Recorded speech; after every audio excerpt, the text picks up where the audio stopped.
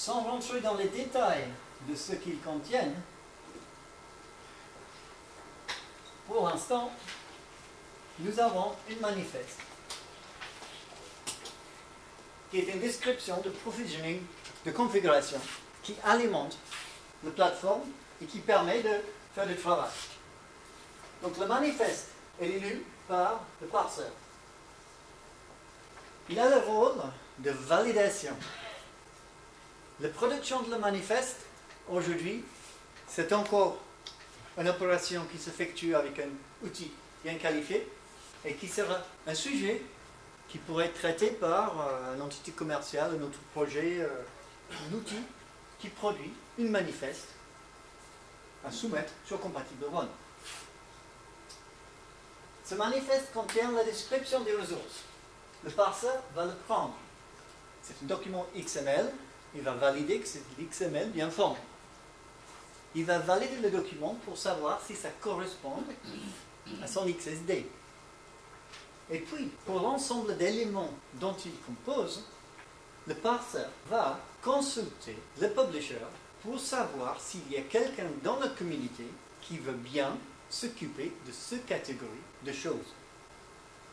Ça sous-entend que si vous voulez écrire un autre fichier XSD pour décrire un autre niveau de cores, le parseur va comparer les XSD, comparer le document. Si c'est bon, il va ensuite le traiter. Il va le traiter en utilisant le publisher, et si vous avez introduit un composant à vous qui est capable de satisfaire les catégories de services décrites, le parseur va coudre son graphe de plan de provisionnement en utilisant les composants qui étaient auparavant inconnus. Donc ça, c'est le degré d'extensibilité du parseur. Donc, ce parseur produit un plan. Et ce plan est un graphe où chaque chose a été validée. Et il existe une instance d'une catégorie dans le système de composants de Compatible One pour gérer ce petit concept. Et les choses qui regroupent, donc le plan, qui connaît les nœuds, et les nœuds connaissent l'infrastructure, qui connaît le compute, le network et le storage, qui connaît sa système et qui connaît la liste des packages. Donc chacune de ces choses est un nœud, c'est une instance. Et la plateforme Compatible One et l'ensemble des composants dont il est composé gèrent cette information d'une manière distribuée.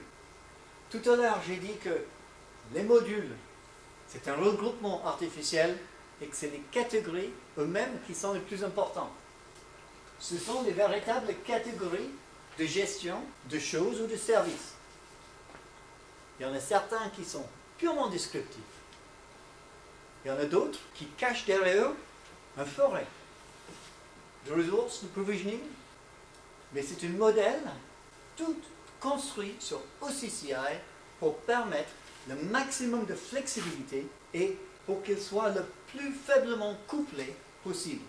Le publisher, il a une interface qui permet aux services de publier leur existence et une autre interface qui permet à résoudre le publisher d'un service. Donc, ce plan est une validation technique du manifeste. Le manifeste, il est écrit par VI, par un outil, par quelqu'un, c'est un souhait. Et le parseur va analyser cette description floue, humain, quelque part, et il va produire un plan. Et il va fournir les références techniques vers les gestionnaires de catégories pour que ce plan soit, comme je dis en anglais, fully qualified. Et ce plan est destiné à être travaillé par un composant, le broker. Le broker, c'est un composant. Il est assisté par le Broker Assistance Services, Networks, Energy Efficiency and Placement. Et c'est le broker qui dirige les travaux. Et lui, son premier rôle, c'est de construire un graphe. C'est un graphe quelque part plus simple, mais qui a une correspondance exacte au graphe du plan. Si ça peut aider, on peut dire que le manifeste correspond quelque part à une idée. Et on traite notre idée pour arriver à quelque chose en informatique. qui classifie. C'est un plan. Donc, ça c'est une classe. L'idée, le concept, le class, c'est la validation de le concept, c'est une description technique déterminée du concept. Ici, dans le broker, nous avons autre chose, c'est une instance. Donc, en langage objet, à partir d'une classe, on fait une instance. Cette instance, dans le langage compatible on en appelle une service.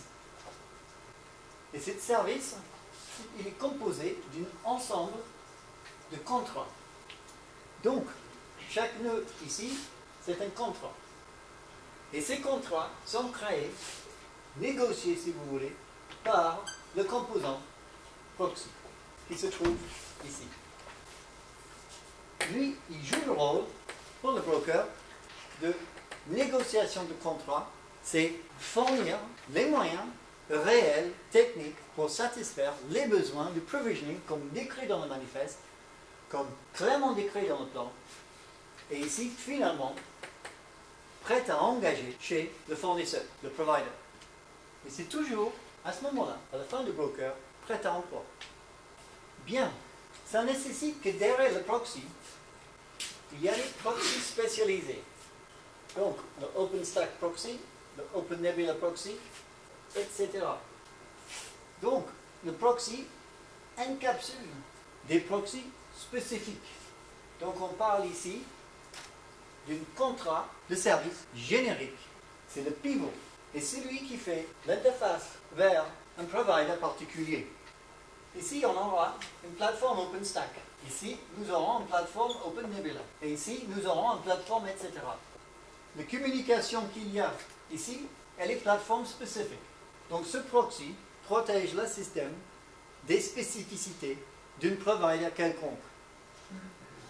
Qui ici, se nécessite de lui envoyer un email pour faire le provisioning, le proxy, il se tâcherait de l'écrire l'email et de recevoir la réponse avant de dire c'est bon, on a ce qu'il nous faut. Donc, ça c'est le mécanisme qui va être mis en marche lorsque ces contrats se doivent d'être engagés.